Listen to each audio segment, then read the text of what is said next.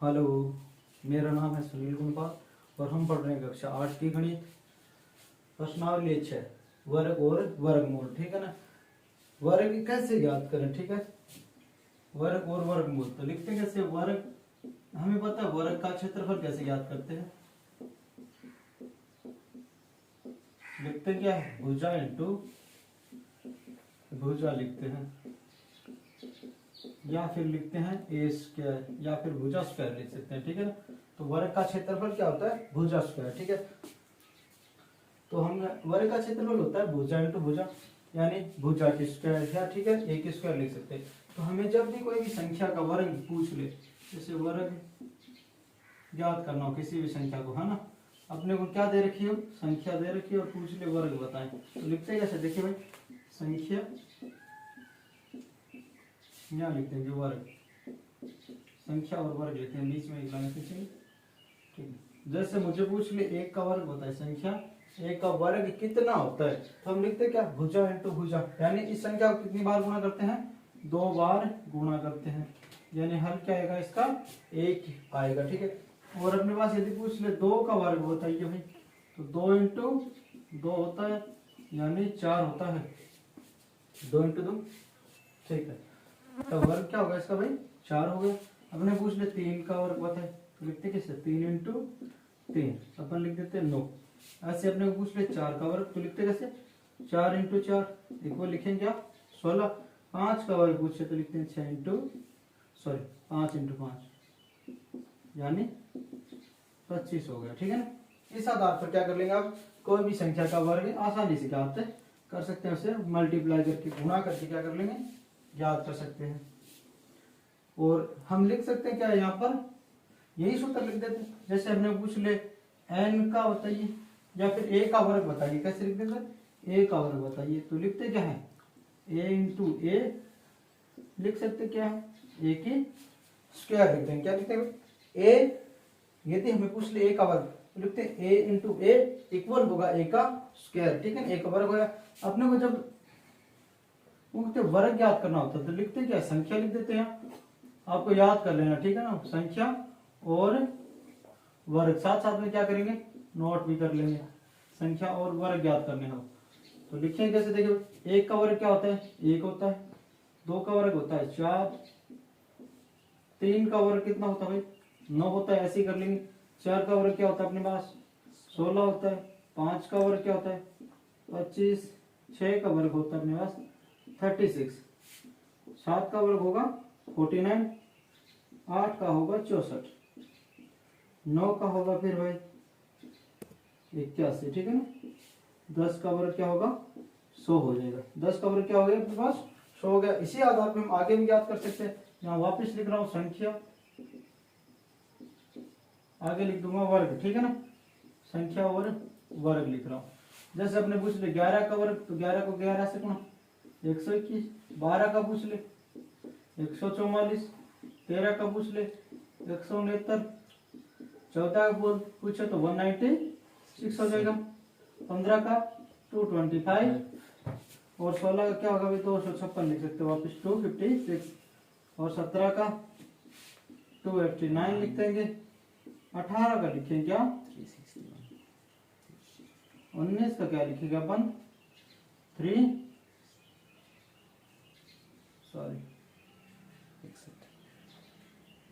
61 लिखेंगे। 20 का लिख देंगे 400। ठीक है ना।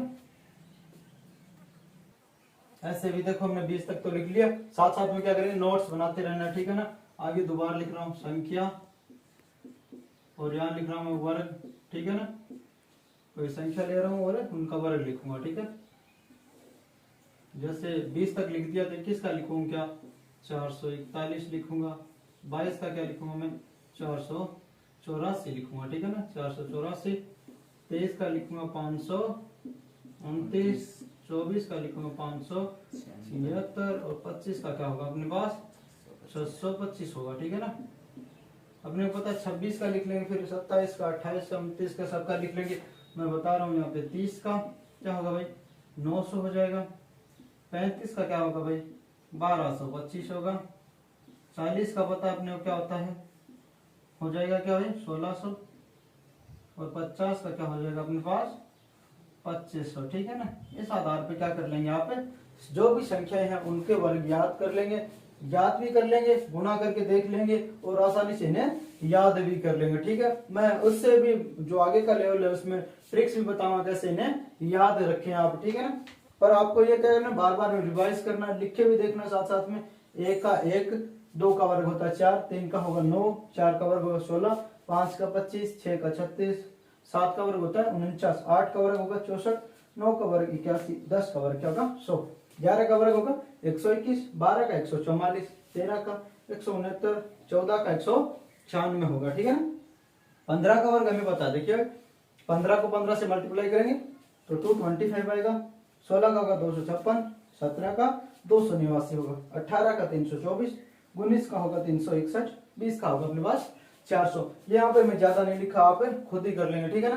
क्योंकि 21 का होगा 441, 22 का 484, 23 का होगा 529 और 24 का होगा 576, 25 का वर्ग होता है 625। इंपॉर्टेंट में क्या होगा भाई 625।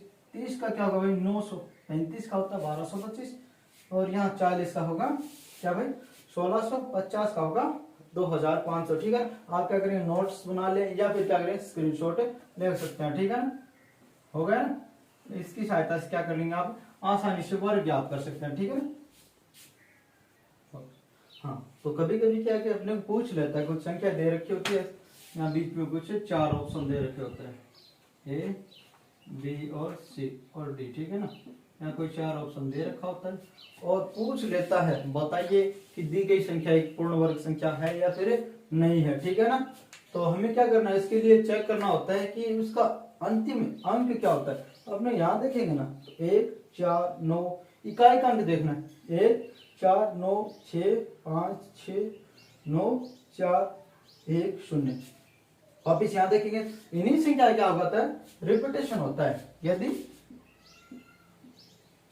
संख्या के इकाई के स्थान पर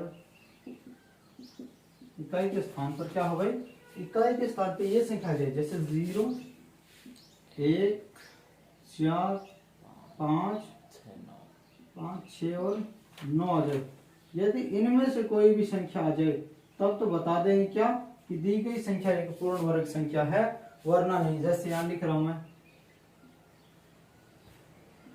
पूछ ले बताइए दी गई संख्या एक पूर्ण वर्ग है या फिर नहीं, तो बोलेंगे क्या नहीं है, क्योंकि इसका इकाई का स्थान जो भी इकाई के स्थान पर है वो इनमें से कोई संख्या नहीं है, इसलिए एक पूर्ण वर्ग संख्या नहीं होगी। ठीक है ना।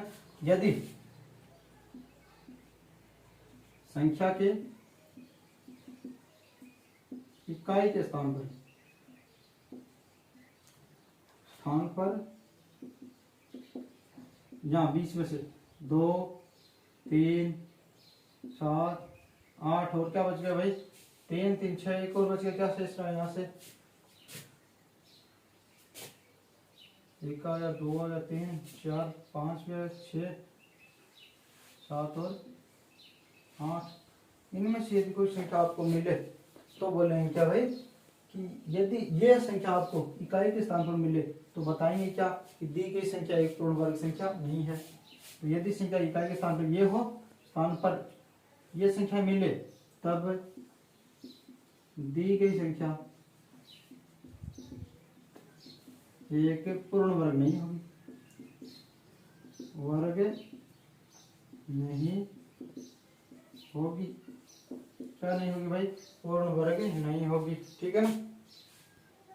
इन बातों में क्या आपको खास ख्याल रखना होता है कि आपको पता होना चाहिए कि यदि इकाई के स्थान पर ये अंक हो 0, 1, 4, 5, 6 और 9, तब तो बता देंगे दी गई संख्या एक पूर्ण वर्ग है, वरना क्या कहेंगे दी गई संख्या एक पूर्ण वर्ग नहीं है। इससे रिलेटेड क्वेश्चन आते हैं। ठीक है ना। एग्जाम्स में भी आते हैं। इससे अगला जो पार्ट होगा उसमें पढ़ेंगे हम की प्रश्नावली 6.1। इसमें हम विस्तार से जानेंगे कि इनके वर्ग कैसे याद करें, कौन सी संख्या एक पूर्ण वर्ग है या फिर नहीं, उसकी क्या विशेषता होती है, और इनके दो संख्याएं या फिर आप कोई संख्या दे दे और पूछ ले इनके मध्य कितनी पूर्ण वर्ग संख्या है, तब कैसे याद करें, वो इससे प्रश्नावली हम पढ़ेंगे 6.1 से। ठीक है। आप सब्सक्राइब कर लें यदि चैनल को सब्सक्राइब नहीं किया, साथियों को भी शेयर कर दें, लगातार वीडियो को देखते रहे। धन्यवाद।